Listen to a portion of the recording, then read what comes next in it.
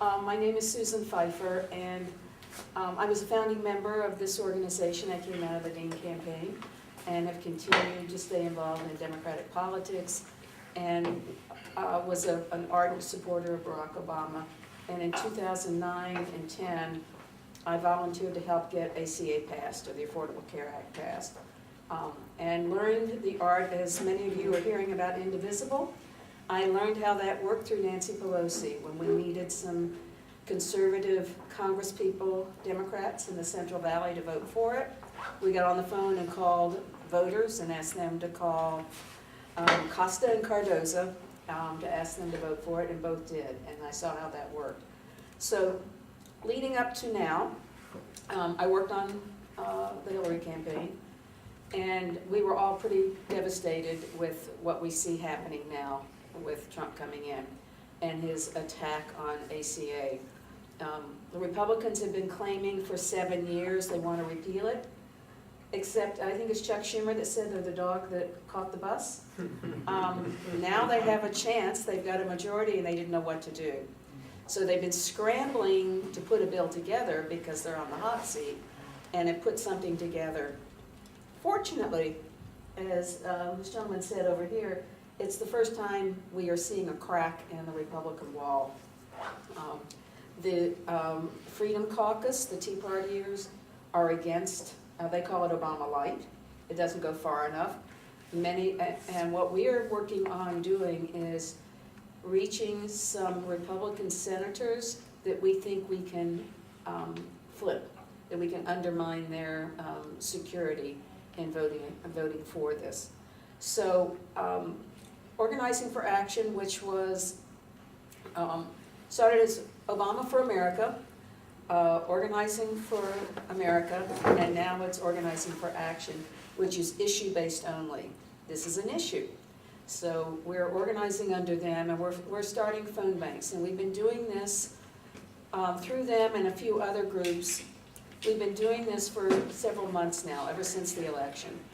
We are calling into 5 different states, targeting 5 or more Republican senators and asking the voters that support ACA, will you call your senator and tell him you want him to vote against the repeal? And I always tell them, remind them, they work for you. You're the boss, and this is what you want. A group in Tennessee called Rebuild the Hope created the first list of virtual phone banks from lists that they called in 2009 to get the bill passed, and in 2012 to support the re-election. They found some groups in Arizona that had lists. So we've been calling through those lists for a couple of months. We've also been working with SEIU, that has now stepped up to fund our access to more states. And some of these town halls that you're talking about, groups like us around the country, during the recess, we're calling voters to ask if they supported saving it, and telling them, well, your congressperson is having a town hall on this date, and we hope you can go. Or he's refusing to have one, and we think you should let him know how you feel. Or in the case of Dean Heller in Nevada, he refused to have one, but he was a guest speaker at a Chamber of Commerce luncheon. So we sent a whole bunch of voters to lobby outside that, and we're tracking them. If you've been watching Rachel Maddow, she's been talking about some of these senators and congresspeople. Darrell Issa has been dogged, and he's nervous. So he's refusing to declare how he's voting on this. So that's the plan going forward. It's about the only thing we can do right now, but to keep them in disarray. So we're calling Tennessee, Arizona, Nevada, Maine, and Alaska, thinking that senators in those 5 states could be a target. We are not likely to stop this in the House, and we know that. We're too far off from a majority. So the goal is to flip 3 Republicans in the Senate, because once it gets past the House and goes to the Senate, if we can get 3 Republicans to vote no, it stops there, at least for the time being. And that's the goal. With this first rollout, the Republicans have been in such chaos. I was watching all day today the House Budget Committee, amendment after amendment after amendment, because they realize they have a train wreck. And so they said, we're gonna go back to the committees and do markup and accept amendments. Well, they voted down every amendment that came up. So what does this bill do, this new one? First of all, it's planned to defund Planned Parenthood, and only for 1 year. That's the goal. 24 million, as the CBO declared, 24 million people will lose their health insurance by 2026. The biggest savings in this will come from cuts to Medicaid. The federal deficit would be reduced by $337 billion despite billions in tax cuts, but the biggest savings would come from cuts to Medicaid. $9 billion would be cut from a fund to for prevention and public health programs. Nearly 1 in 5 people under 65 would not have health insurance by the year 2026. The biggest change in how this works, I do enrollments for Cover California. And as the ACA was based on income. Based on your income and what that represented as a percentage of federal poverty level, you were allowed certain subsidies if your income fell under that, which would go to the insurance company every month to help you pay for your insurance. Republicans have decided to make that age-based. So if you're younger, the insurance will cost you less.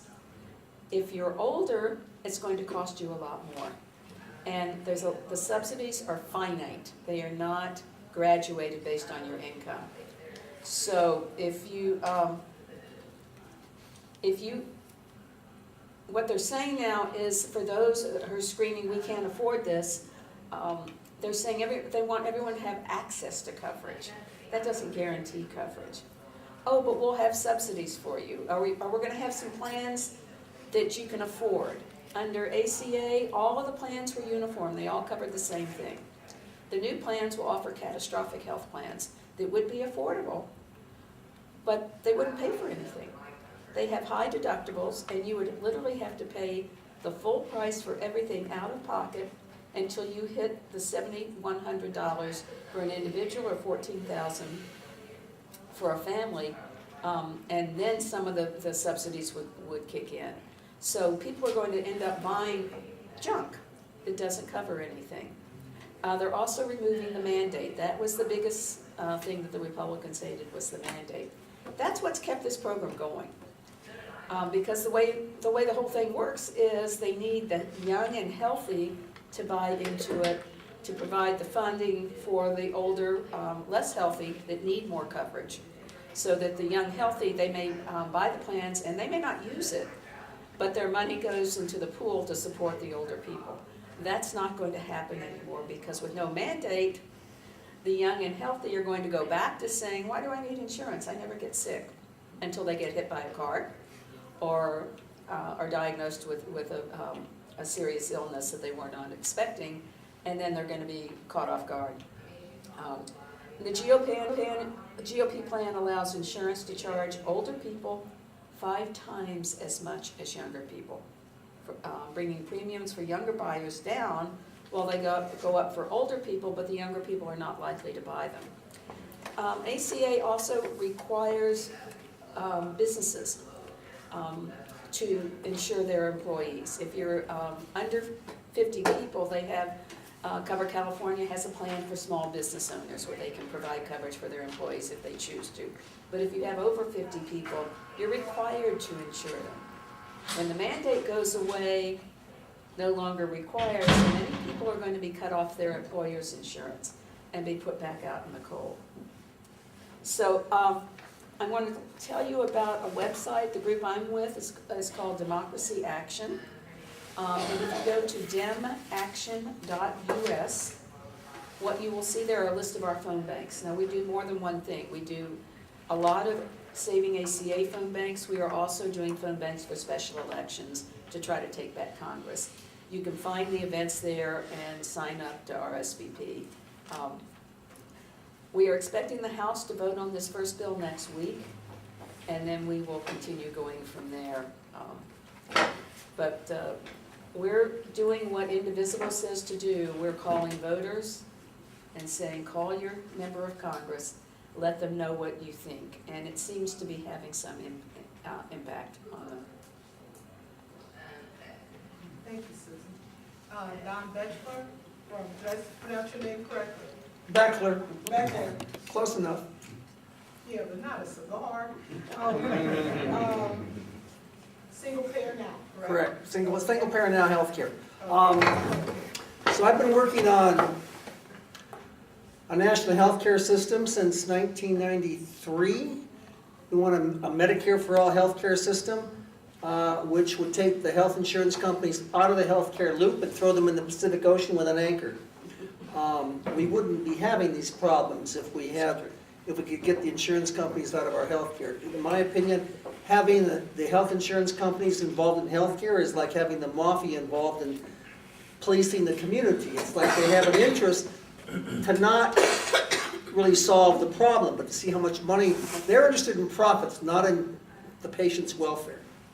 So, and I'm really glad Susan went before me, because I had some notes about what was wrong with it, but she covered it all. It's a big transfer of wealth from working people, poor people, to rich people. There's a big transfer of wealth on this question.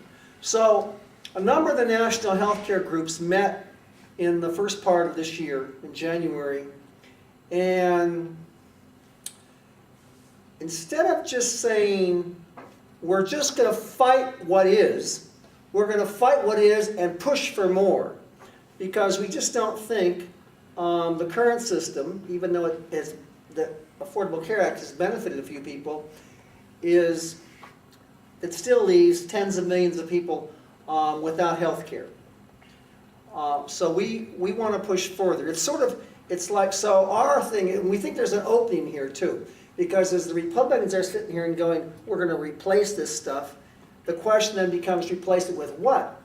In jumps the single payer healthcare movement and says, replace it with a national Medicare for all healthcare system. That's the answer that we want to move forward with on this question, is a national healthcare plan. It's what most of the industrialized nations have. Because we don't have one in this country, the United States pays twice as much money as any other nation on earth, and our healthcare outcomes certainly aren't up in the top 10 of most indices that you measure healthcare by. So we're pushing forward on what to advocate for. We think this is an opening because Democrats now have to say, yes, and it should be here. You want to replace the Affordable Care Act? Here's what you can do: have a national health care system for everybody. So there's two bills that we're working on. I don't know if you can read this, son. I just made it up. On a state level, there's Senate Bill 562. On a national level, there's House Resolution 676. Sponsored by John Conyers. So we're working on those. With the national bill, every Congress member in the Bay Area and the surrounding San Francisco supports this bill, but Pelosi does not. I could go on more on our attempts to get her to do this, but she won't. She won't come aboard on this question. 3 weeks ago, we went to a town hall of Jackie Spear, and we got her to agree to support House Resolution 676, the National Medicare for All bill. This was a real breakthrough because we've been kind of advocating for her to support some form of a state or national health care bill for the last 11 years. And when she was in Sacramento, she would always vote for the single-payer health care bills, but she would never lend her name to help build the movement. She would never co-author the bill. So she had a town hall, and we lined up a bunch of people to go there and talk about it. It was 1,800 people in Half Moon Bay. It was a big town hall. And we had a lot of people, but we got three people, these three women to the mic. We practiced Friday night what to say. We'll make the ask. Get your hand up in the air first.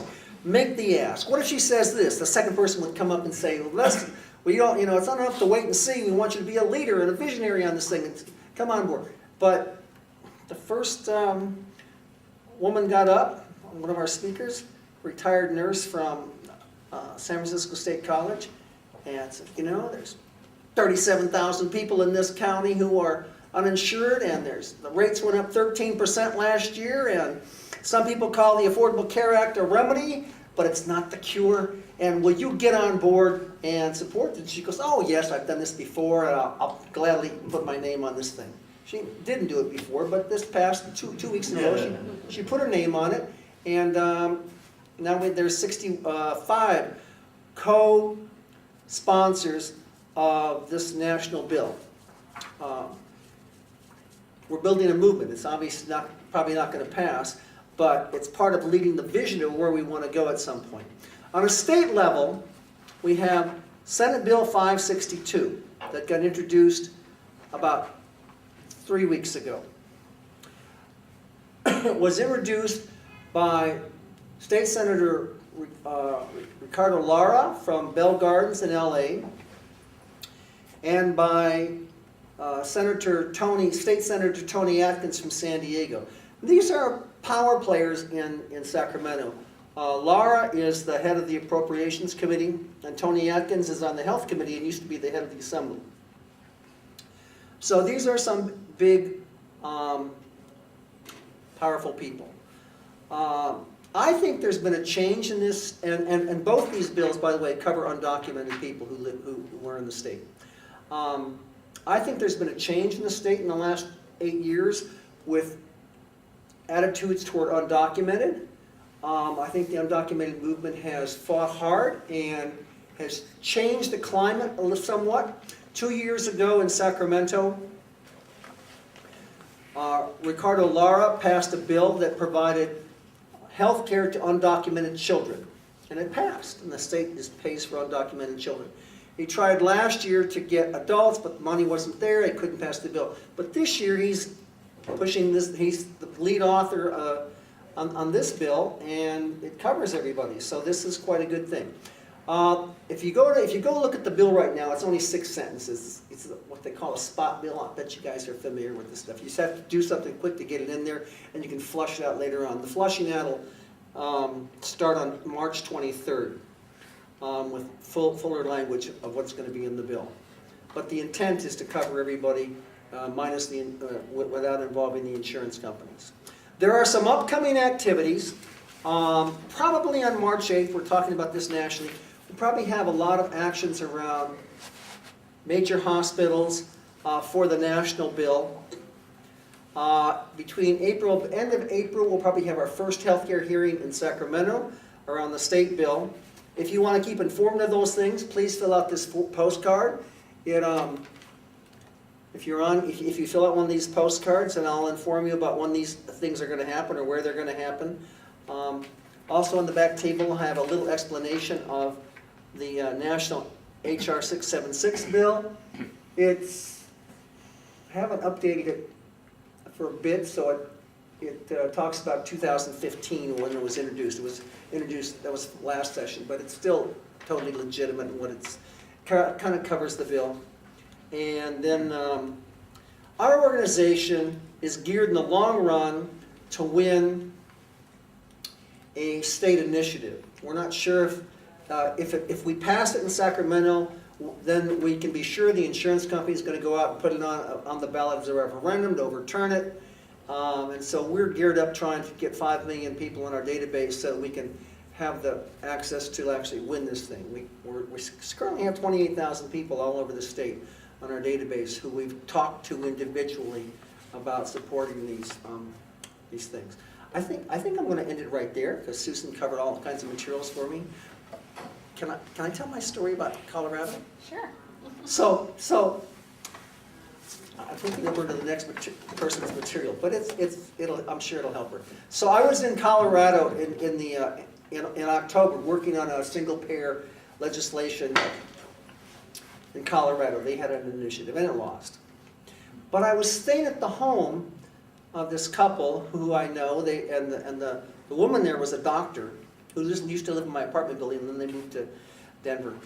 And she works in various healthcare clinics. But every Thursday she drives down to Colorado Springs to work in a Planned Parenthood clinic. And maybe you'll probably remember this once I say it, but 2 years ago in Colorado Springs, an opponent of a woman's right to choose came into the clinic and shot 2 people dead. Okay, it was a national tragedy. And so, this friend I know, she feels it's part of her responsibility in life. As a doctor, she drives down 80 miles every Thursday down to Colorado Springs and staffs the Planned Parenthood office for the day. So I'm at their house, and I often get up really early, and I'm downstairs on my computer looking at stuff and doing things. And she comes down, and she's all showered up, and she's all dressed up, and she's getting ready to eat her breakfast, and she eats her breakfast. And then she calmly walks over to her coat rack to go to this clinic and puts on her bulletproof vest to drive down the road to Colorado Springs, where in the parking lot is the next Green Beret who will shoot you if you try to mess with her. Anyway, that's my Planned Parenthood. Gabriela? Yeah, thank you for that intro. No bulletproof vest? I am not, we're in California, we're in the Bay Area, so I feel pretty safe. But I think, thank you for sharing that story, and I think it is important to realize that not only do we have physical threats, and we have faced those since our inception, but now more than ever we are under attack in the federal government. So I'm here today. Again, my name is Gabriela Jimenez. I'm the Senior Public Affairs Officer for Planned Parenthood Northern California. And I want to first tell you a little bit about our organization and what we do and who we serve. So last year, Planned Parenthood Northern California served 100,000 patients at our 20 health centers, and we span from San Francisco up to the Oregon border. We have a health center up in Eureka, and then over to Contra Costa, Solano, Napa counties. So a good chunk of Northern California. And of the 100,000 patients we served last year, we gave 200,000 medical visits, and 85% of the patients we served qualified for subsidized health care. So they received Medi-Cal, FPAC, that type of thing. So we have a health center in San Francisco. I work out of that office, and we, in that center, serve 11,000 patients every year.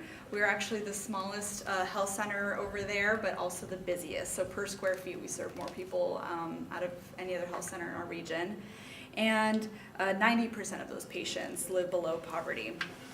And so the 11,000 patients we serve, we gave 20,000 visits. And as you know, some of the services we provide include contraceptive counseling, pregnancy testing, STD testing, cervical and breast cancer screenings, abortion. We also provide PrEP and PEP, which are pre and post exposure for preventing HIV infection. And at many of our health centers, we're now offering hormones for gender transition. So we're very proud to always be on the forefront in serving the community's needs.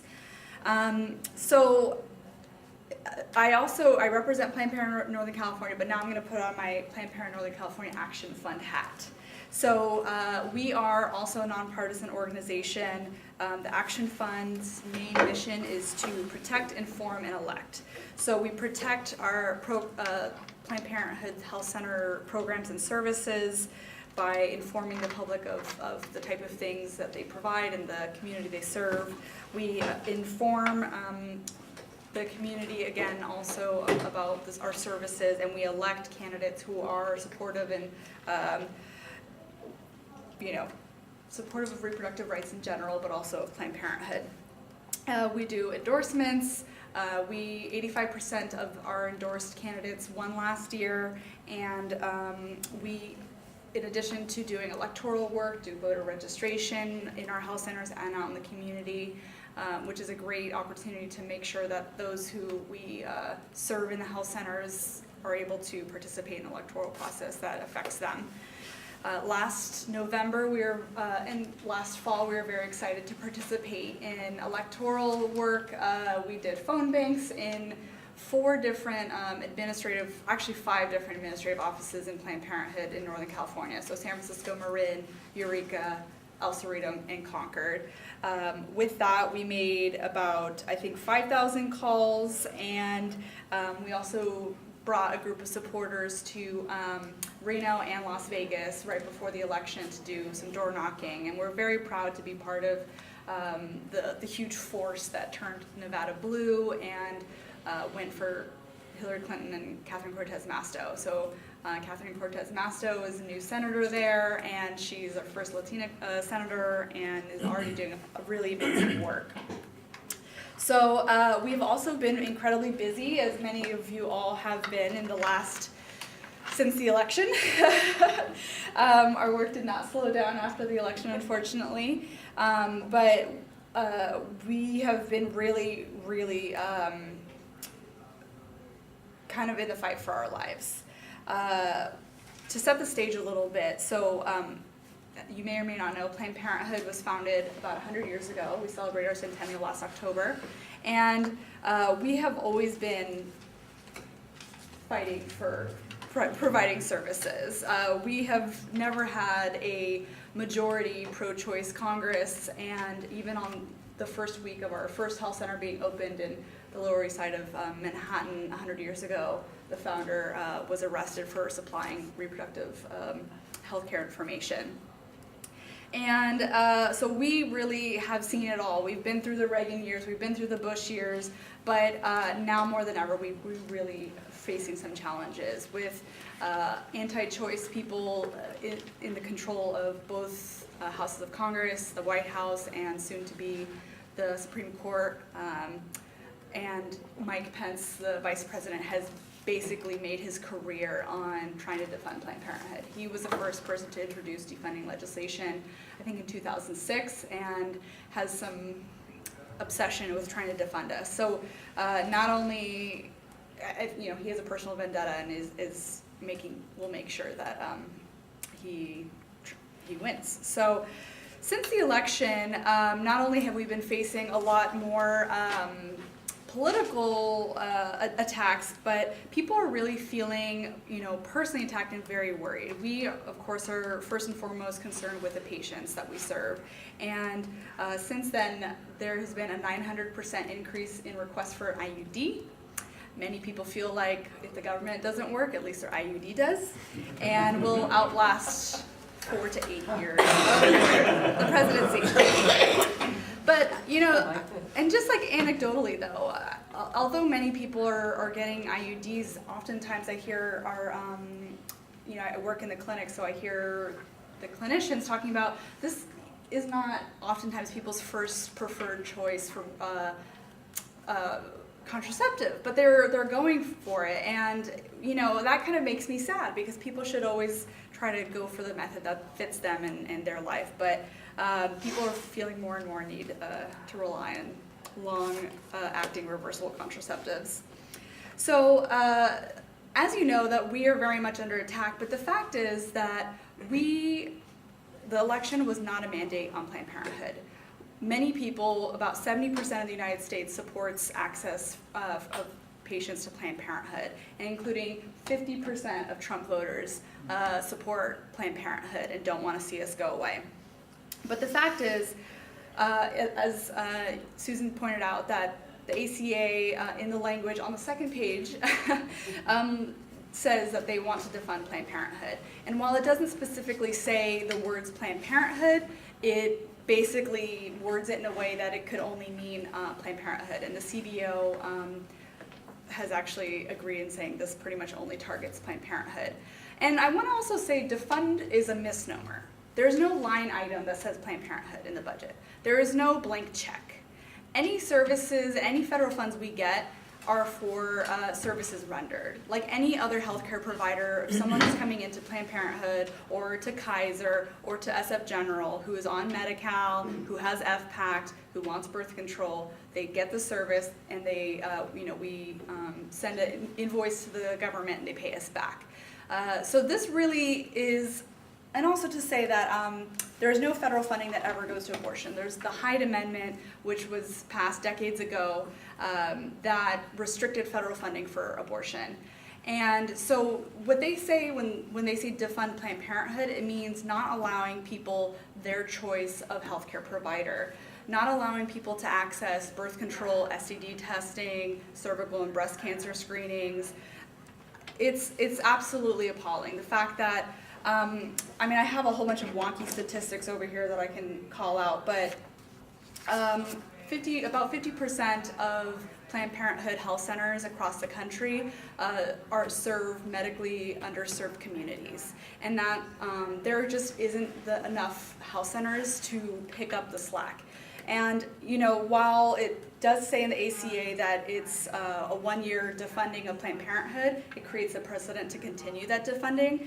And in California, we are very much more vulnerable than probably most other states, because we do receive about 40% of our total budget is federal funding, again, for reimbursed services. And so that amounts to about $260 million a year.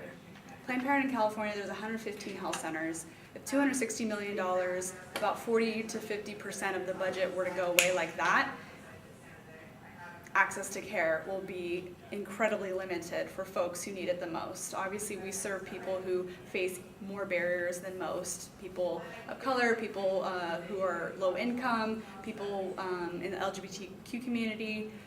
So this is incredibly detrimental, and we need to really fight for our lives. So to give you a few things, actionable things, and I want to point out that there are some buttons, there's a sign-up sheet to get more information, as well as some information about our health center. But the first thing that you should all do right now is join our Action Network. So again, signing up to our list so you get action alerts right away. If there's a bill that's going up or a congressperson, a petition you need to sign, that's a great way to get connected. Also, of course, donating any little bit that you can always helps make sure our doors stay open and that people can access care. But also advocating on the front lines. We have several things during the resistance recess last February. We're at a lot of town halls. We've been doing a lot of rallies and going to a lot of rallies, but also we have Capitol Day coming up this May in Sacramento.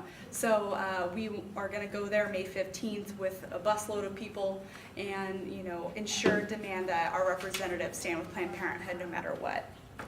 In addition to that, I would say staying informed is also a really important way to help Planned Parenthood, and that's following our social media pages. And again, I have flyers over there that have their page information, but also getting our email to stay informed and speaking with your friends and family about the information you receive and why you think Planned Parenthood is important and why you don't want to see them go away. I think what we really saw in this last election is that we are not having conversations with our friends and family in other states about why certain things are important to us. We're becoming more and more polarized. So reaching across the aisle and speaking with the uncle who kind of drives you crazy, but telling them a personal story, like, look, I went to Planned Parenthood when I was young, and they were there for me, and it was the best care I received, and I don't want to see them to go away, I think is very powerful and a really important way to help protect Planned Parenthood. So happy to answer any questions after.